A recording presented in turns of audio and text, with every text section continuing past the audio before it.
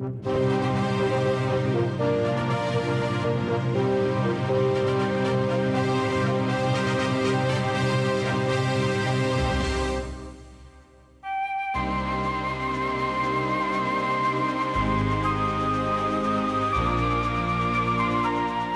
Tatarlar Tapşın Qarisi Suyda Flora Abdulina İsənmisiz programıda көтәреләчәк темалар.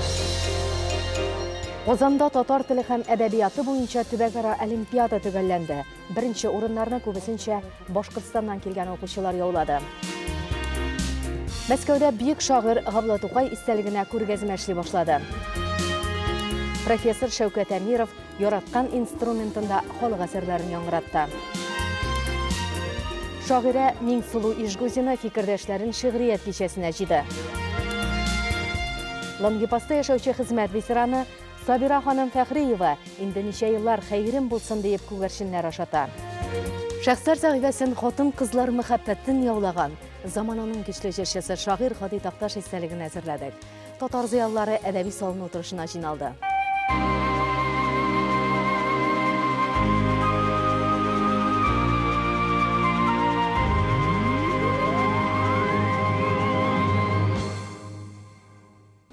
Bir җирдә юк андый апкаеннар, bir җирдә юк андый урманнар, bir җирдә юк. Татар зыялысы Хади Такташ истәлегенә багышланган кичәдә шагыйрьнең халык мәхәббәтен яулаган шигырьләре яңгырады. Ул чорларда яңгыраш тапкан әсәрләргә дә урын бирелде.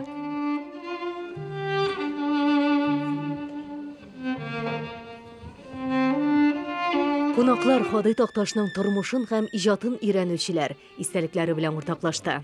Такташ дәрәҗәсендә иҗат итә торган, сүз белән аның шикелле оста куллана торган сүзләрне башка шагыйрьне хәтерләмим. Шагыйрьләр күп, әмма Такташка җитә торган түгел. Безгә Такташ бәләкәй чакын, әле укырга кермәгән чагыннан ук килеп керде. Без 7 бала үстек. Башка апаларым, абыйларым минем мәктәптә, алар укыйлар, и Такташ шигырьләре иде яңгырый. Әллә күпкә, әллә бик озакка, ахыры мәңге оныта алмамын. Тамбов урманнары уртасында узак яфраклары шаулавын. Алар мәңге минем хыялымда шаулый-шаулый яфрак ярылар. Карт имәннәр калмый минем арттан, кая барсам озатып барылар. Сәлисә ханым Уралда яшәгән чырларын искә төшерде. Өлкән буын вәкилләре белән сүзләренең Такташтан башланганлыгын әйтте. Яшерен батырын түгел, Хади Такташ күп кенә каләмияләренә татар әдәбияты диңгезендә йөзәргә этәргеч бирмей калмаган. Һәр кемнең күңелендә заманының көчле җырчысы Такташ яши. Аңа тап шигырьләренең язылуы да аңлашыла ки. Зур хакимнәр, шаһзадәләр киткән. Батуханнар, аксак тимерләр. Кем булса да кеше, вакыт җиткәч, 40 өзелә икән гомерләр. Халыклар һәм илләр. Мәгълүм ки, Хади Такташның киләчәккә хатлар поэмасы киләчәк буыннарга васият буларак кабул ителә. Тагын шунысы хак, еллар үткән саен Хади Такташның үзенә дә хатлар язучылар бар. Данлы еллар җырда үз Ленинын таба алмый калды күрәсең дип. Менә ул үзе турында менә мин таптым дип яза алмый бит. Мин хатларымда менә ул данлы җырчы син булдың дип аңа җавап бирәм. Менә үзгәртеп коры елларның данлы җырчысы кем ул? Аның кара теге җир уллары трагедиясе. Ул масштабны килә. Ни ул? Фәрештәкәй кач бу илдән, монда вахшат, монда үлем, монда патша Газраилләр дип. Күрдеңме? Нинди авыр заманны ике ел белән яза да куя ул. Аннан таң атамы, яктырамы? Нишли дөнья, нишли ул? Ник күренми якты көннәр, ник томанлы алгы юл дип куя. Аннан теге нинди көчле булары 16-17ләрдә әйткән сүзләре. 21дә инде ул әйе ди, миндә көчле байрыннар җаны. Әйе, минем көчле рухымнан җир вә күкләр калтырар дип куя. Күрдең нинди дәһшәт. Бу күрәсең инде махсус шушы революция елларын, зур үзгәреш елларын язар өчен килгән шагыйрь. Азат әфәндегә Хади Такташның туган якларында булып, шагыйрьнең якташлары белән аралашырга насыйп була. Рухланып кайтуын һәм шагыйрь туар өчен җирлек булганлыгын күрүен дә җиткерде. ул орган булыр ия. Бу теге мәгънәсез алыштырулардан, үзгәрешләрдән, чөнки инде ул әйтик 37нче елларга калган булса да аны атып бетерделәр ия. Кичәдә шагыйрь Ходый Такташның милли музей фондларында сакланучы шәхси әйберләрен дә күрергә мөмкин булды. Музей хезмәткәре Рәмзия ханым Абзалина һәр экспонатның тарихына тукталды. Акчасыз Такташның кешелеге аның фотларында, Ходый Такташ гарәпчә язган, татарның кино сәнгате үсеше өчен өметләнеп яшәгән, сценарийларның саклануы, ой-хыялларның булуы турында сөйләй. Ходай Ходый Такташны шагыйрь итеп яраткан, тумыштан бирелгән сәләтен җигеп, шигъри мәктәп калдыра алган шәхес. Татар галимнәре әдәбиятка яңалык алып килгән зыялының эшчәнлеген берникадәр өйрәнгәннәр. Әлегедәй кичәләр Ходый Такташ иҗаты белән кызыксынучыларның артуын тәшкил итә ала. Димәк, аның иҗатына да игътибар артыр дигән фикерләр бар. Киләчәктә бәлки татар зыяллары күтәргән музее да оештырылыр.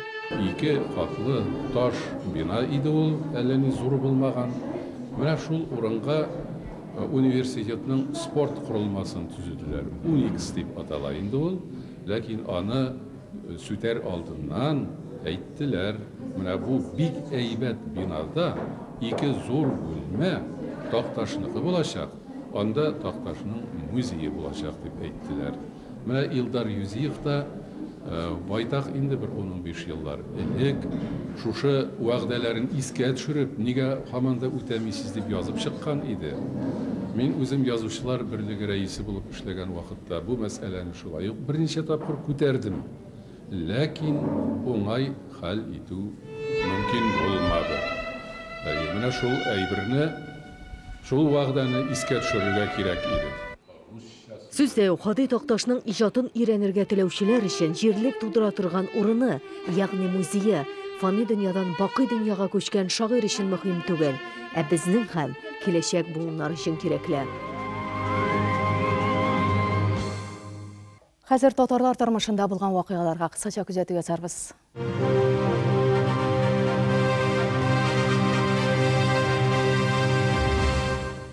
Беренче мәгълүматны кайгылы хәбәрдән башлыйбыз. 65 яшендә танылган җәмәгать эшлеклесе профессор Флюра Зиятдинова вафат булды.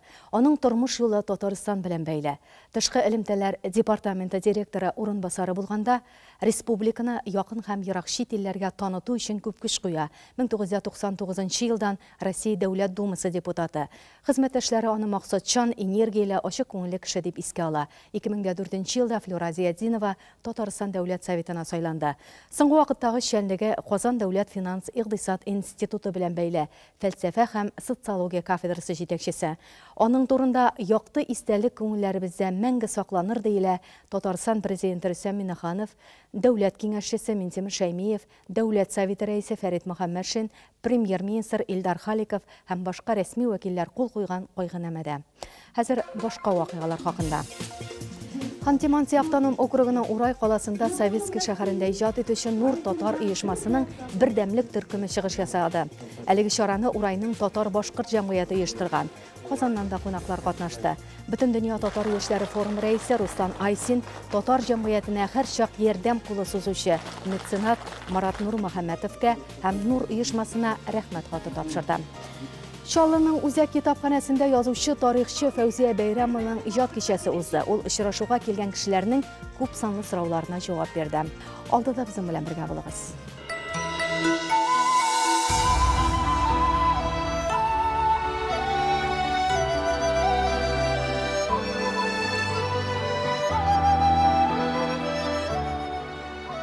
Бүген без инде иң әүвәл сүз дә юк, милләтебезнең киләчәге турында уйлыйбыз.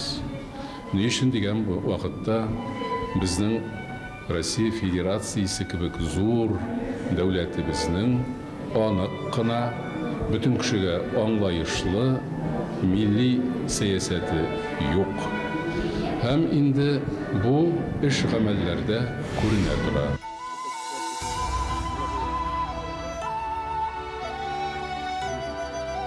Без инде әлбәттә мәктәпләрдә, башка уку йортларында телебезнең укытылуы шикләнә баруына бик борчылабыз. Һәм әлбәттә менә бу бердәм дәүләт имтиханы дигән әйбернең барыннан да элек милли телләргә китереп сугу турында бик нык хәсрәтләнәбез. Чөнки бала үзенең туган телендә белем алса да, имтиханнарны бүтән телдә бирергә мәҗбүр.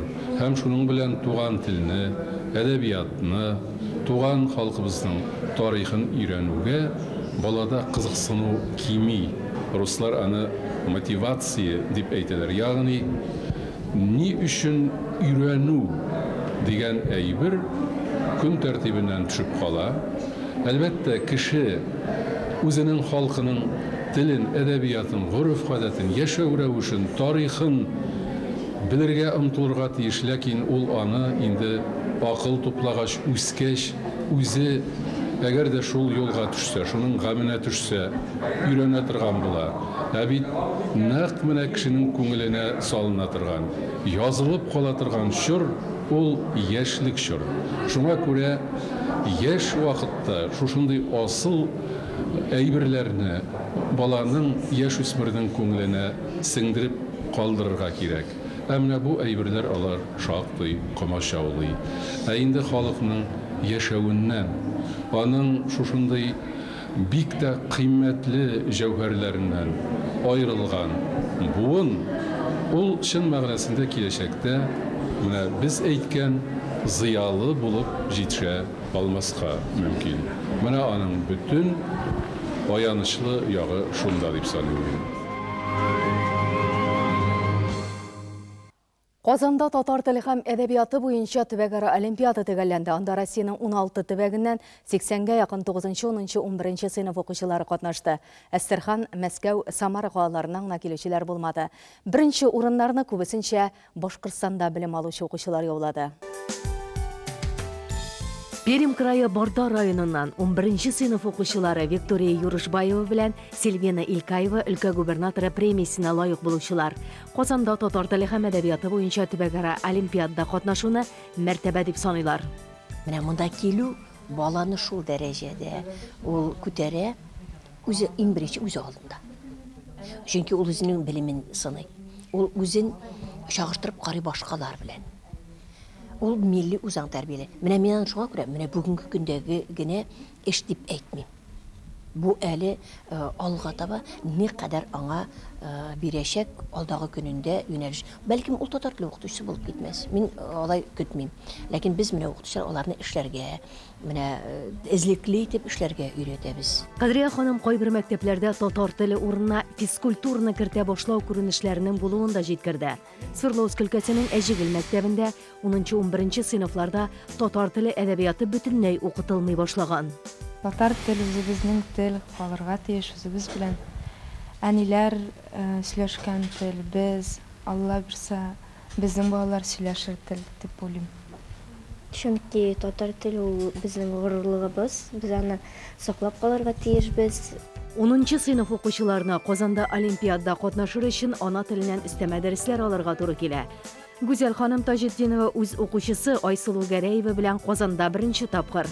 Уфада олимпиада катнашканда да без татар теленә игътибар артканын сиздек. Менә шулай итеп бик күңелле итеп оештырганнар. Башкортстанның Туймазы районы Сәйрән дигән авылда мәдәният йорты юк, барлык кичәләр мәктәптә оештырыла. Фольклор драма түгәрәге дә татар телен үзләштерергә ярдәм итә. Ата-аналарның карашы төрлесен төрлечә инде. Кайберсе аңлап, балага укырга кирәк дип бара. Кайберсе нигә кирәк инде ул? Менә авылдан чыгып киттең, алар инде рус теле аларга күбрәк кирәк, нигә кирәк дип бара. Менә монда ата-аналарга карата алар белән сөйләшү алып барга кирәк, аңлату алып барга кирәк. Свердловск өлкәсе Манчаштамак авылы мәктәбе директоры Дамир Каюмов та ата-аналарның үз ана телләренә тискәре карашы барлыгын ассызыклады. Инновацион проектлар алар барысы да кирәк, чөнки без инде заманадан артта калырга тиеш түгел. Без компьютерлаштыру да бүгенге көндә кирәк барысы да, ләкин туган телне өйрәнмичә, мин уйлыйм, барысында җиренә җиткезеп булмый. Чөнки туган телне өйрәнү ул инде беренче чиратта милли үзаң формалаштырса, аннары иман безнеке менә бу нык аксый торган нәрсә. Имансызлык дип әйтергә мөмкин бу туган телне укытмау. Чөнки татар әдәбияты дәресләрендә күпме безнең язучыларның без анны аларны укып тәрбияләнгән кешеләр бит инде. Һәм шуңа күрә инде без алардан үрнәк алып, аларга ошарга тырышып, начар якларын киресенчә начар яктан карап, аңа охшамаска тырышып үскән кешеләр. 9 еллыкны тәмамлаган яшь үсмерләр авылдан китү ягын чамалый. Красноуфимск, Екатеринбург шәһәрләренә юл алалар. Анда татар теленә ихтыяҗ юк диләр. Ата-аналар аны аңлый, бик картайгач, улыгайгач, балалары уруслашып биткәч, бабушка, бабуля, дедуляга әйләнгәч кенә үзләре, һәм инде аларны менә бу иман зәгыйфлегеннән дә килә дип әйтәсе килә микән. Бик соң була картайгач, теге киленнәре андары урыс булып киткәч, я булмаса кияүләре урыска әйләнгәч кенә башларына ябышалар, ни кызганыч терсәкне тешләп булмый. Дамир әфәнде мәктәп директоры булып 10 ел эшли. Бүгенге көндә татар теле һәм әдәбиятына атнасына 2 сәгать бирелгән. Бу аз. Яңа стандартлар буенча ул яңа елның сентябрьннән укытыла башлый, 3 сәгать укытуны сайлаганнар сайлавын. Бәлки уңай якка үзгәреш булыр дигән фикердә торалар. Узган ел Свердловск өлкәсеннән олимпиадага килүчеләр булмаган. Быел исә өлкә күләмендә 6 укучы катнашты. Бар гомерен балаларга белем бирүгә багышлаган Дамир әфәнденең күңеленә татар теле язмышы тыңгылык бирмәй. Әле хайваннарны бит кызыл китапка кертәләр, менә озакламый инде туган телдә Свердловскны шундый хәлгә калырга мөмкин. Чөнки ул элек күренми иде. Авыл мәктәпләре 30-40 бала чыгара иде, аның бары 5-6 авылда кала иде һәм баланс саклана иде авыл җирендә. Инде хәзер 3-4 бала чыга класстан, я 10 чыга, алар барысы да шәһәргә китәләр, руслаша. Очрашуда киләчәктә татар концертларын карарга килүчеләр булыр микән дигән көнүзәк сорауны яңгыратты. Быел өлкәнең Мончаштамак мәктәбен 9 бала тәмамлый, ә 1нче сыйныфка 4 бала гына киләчәк. Авылда демографик күрсәткечләр кимүгә таба бара. Җирле депутатларның җитәрлек дәрәҗәдә эшләмәүе дә йогынты ясамый калмый. Кемнедер инде әлбәттә гаепләп булмый. Хөкүмәттә дә бераз гаеп бар инде, чөнки япканда ул үзенең кулын уйната, ачам дигәндә бик нык авырлыклар белән ачыла. Бөтенләй ачылмый диярлектә. Ә калаларда татар мәктәпләрен ачырга чыгып торучы юк. Мәктәп директоры Дамир әфәнде Каюмовның җан авазын ишетүчеләр булырмы? Киң җәмәгатьчелекнең фикеренчә, бу мәсьәләдә битарафлар урынны күбрәк биләгән. Урал дәүләт консерваториясендә халык уен коралларында оста башкаручылар буларак танылган сәнгать әһелләре катнашында концерт булды. Анда Россиянең халык артисты Шәүкәт Әмиров та катнашты. Рафаэль Бакировның 3 илештән торган татар халык әсәрен башкарды. Бу хакта соңрак. Хәзер Удмуртиядә татар иҗтимагый үзәге пленумында күтәрелгән мәсьәлә хакында. Үзәкнең мактаулы рәисе Мәсгуд Агаратоев халыкның үз аңын үстерүдәге эш гамәлләренең җитәрлек булмавын әйтә. Ижевский педагогия килиятендә киләсе уку елында татар белгечләрен әзерләүне туктатырга җыйналар. Дөрес, балалар бакчасында әлеге хәлләр түзәрлек дигән фикерләр яңгыраган. Халыклар дуслыгы йортында тәрбиячеләр һәм укытучылар өчен методик үзәк булдырырга тәкъдим ясала. Тукай васиятен истән чыгарга ярамаганлыгы ассызыкланган. Ижевский балалар бакчасында халыкара туган тел көнен атна дәвамында билгеләп үттеләр. Кайбер ата-аналар моңарчы андый көн барлыгын ишетмәгән булган. 107-нче балалар бакчасына татар, рус, удмурт милләтеннән сабыйлар йөрей. Һәр халыкның әкиятләре, шигырьләре бәйгесе оештырылды. Бакча хезмәткәрләре фикеренчә, балаларның уңышларына карап, әти-әниләрдә дә туган телне өйрәнү теләге уяна. Әби бабай белән үсүче нәниләргә туган тел ят түгел, биредә горыф-гадәтләргә таянып эшләргә тырышалар. Иң мөһиме туган телнең әһәмиятен аңлата алганнар. Бер сатучылар беләләр дә инде туган телдә генә сөйләшкәнне, гел татарча гына үзе сорый. Нинди малай бу? Нинди үскән малай бу? Нинди туган телен яхшы белә дип шатланып калалар. Бу минем үзем өчен дә бик зур горурлык. Хәзер балалар бакчасында Габдулла Тукайның тууына 125 ел тулуга багышланган тантанага әзерләнәләр. Мәскәүдә Пушкин дәүләт музеенда бөек шагыйрьгә багышланган күргәзмә ачылды. Тантанада иҗат әһелләре, мәртәбәле кунаклар катнашты. Әлеге вакыйга Санкт-Петербургта оештырылган күргәзмә проектының дәвамы.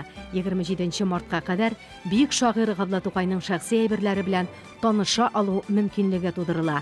Соңыннан экспозиция Казанга әйләнеп кайтачак. Кайбер экспонатлар Татарстанның милли музее фондларында саклана.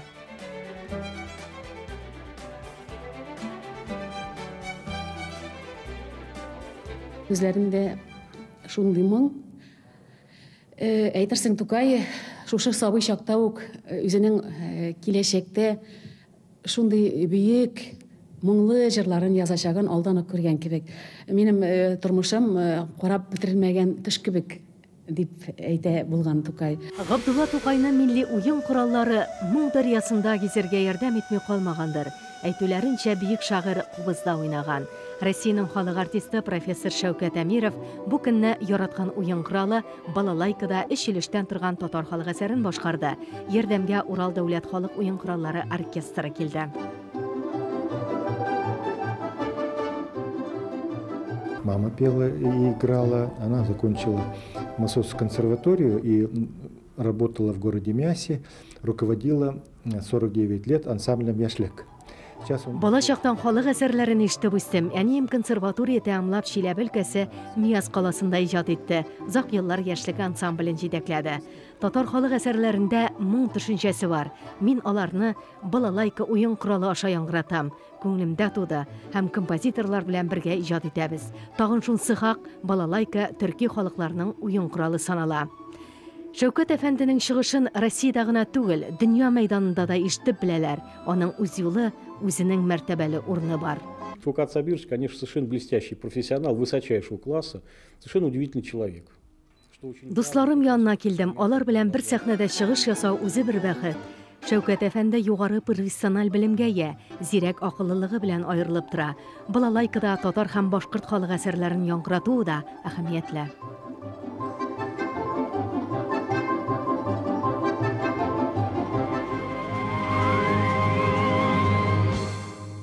Дәвам итәбез шагыйрә Миңсылу Ижгузина фикердәшләрен шигърият кичәсенә җыйды.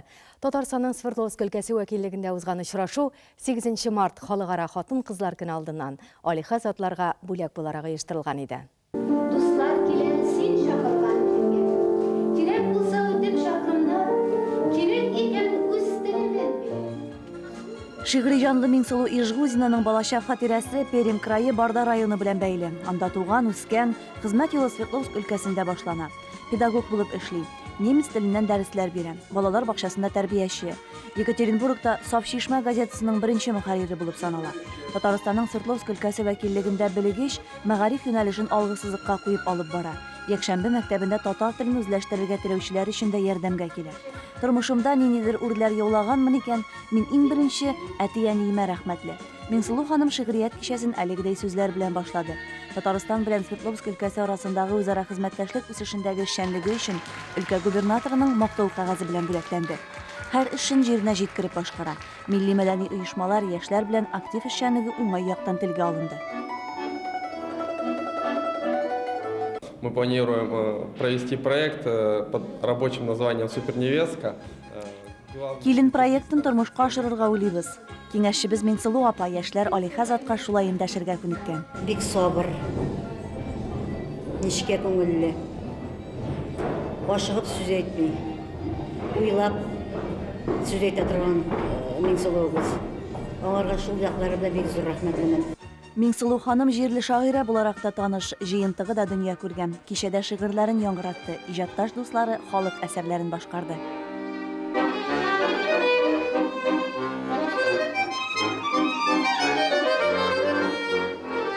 Балалары белән бергә ял итә торган гаиләләр алар бик сирәк. Шуңа күрә аларның балалары да бик инсафлы, бик тәрбияле, бик тәртипле булып, әти-әниләренә шул кадәр ихтирамлы булып үскәннәр. Миңсылу ханым белән ире Рөстәм Ижгузиннар 2 тәүфиклы бала тәрбияләгән. Үрнәк гаилә сыйфатлары аеруча ассызыкланды. Кадерле әнием, иң яраткан кешем минем һәм мин сиңа чын күңелдән бәхетле булырга телим. Кичәдә чын йөрәктән чыккан теләкләр шактый әйтелде. Киләчәктә укучысына җавап сүзләрен шигъри тәлгәшләре аша ак кәгазьгә төшерми калмас. Хәзер Лангепасста гомер итүче хезмәт ветераны 60 яшьлеген билгеләгән Сабира ханым Фәхриева белән чыраштырыбыз. Аның шөгыле башкаларныкыннан аерыла. Ул күгәрченнәр ашату белән мәшгуль.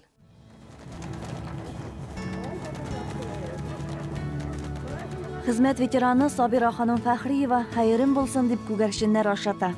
Безнең шәһәрдә хәер бирергә картлар бик күп бит инде. Кич атна көнне менә җомга алдыннан әрвахлар өчен хәер бирергә кирәк. Мин тырышам кич атна көнне килергә күгәрченнәрне ашатырга. Ул Ходай бирсәң генә бирә, бирмәсәң бирми ул. Кушларга булган мәхәббәте оныкларына да күчкән. Канатлы дусларына кибеттән ярмалар сатып алып ашата. Чыгышы белән Татарстанның Лаеш районыннан, туган авылында да нигезләрен яңартканнар, йорт төзегәннәр. Яшьлек елларында Казанның киез ите комбинатында эшләгән. Сабира ханымның яшүсмер чаклары сугыштан соңгы елларга туры килә. Көнне төнгә ялгап, комбинатта эшләүләрен сөйләп тә бетерерлек түгел. Уфтанырга күнекмәгән буын, тормыштан ям табып, кешеләргә һәм якын тирә мөхиттәгеләргә ярдәм кулы сузып яши бирәләр. Аларга гаиләсе белән Әлмәт районының Җәннек совхозында да гомер итәргә насыйп була. Бәхет эзләп Себергә килеп төпләнгәннәр. Лангипаста 25 елга якын яшиләр. Без килгәндә шәһәр булай матур түгел инде. Пычрагы, хәзер менә Лангипасны сагынабыз, җиргә кайткачта. Анда кайтсаң монда киләсе килә. Монда кайткачтан тегендә кайтасы килә. Шулай мә килеп китеп яшибез инде без иптәшем белән.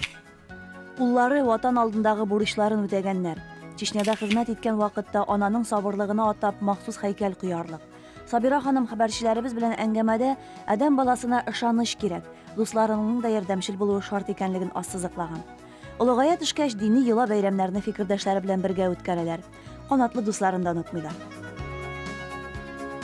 Сабира апа мине тынычлык символы булган күгәрченнәр белән ничек дуслашырга өйрәтте. Әгәр дә сезнең дә алар белән аралашасыгыз килсә, дуслар, рәхим итегез, менә шулай ярма алып киләсез дә, алар үзләре сезне шылгап алалар икән. Менә нинди матурлык. Сабира апаны бөтенләй үз итеп бетергәннәр.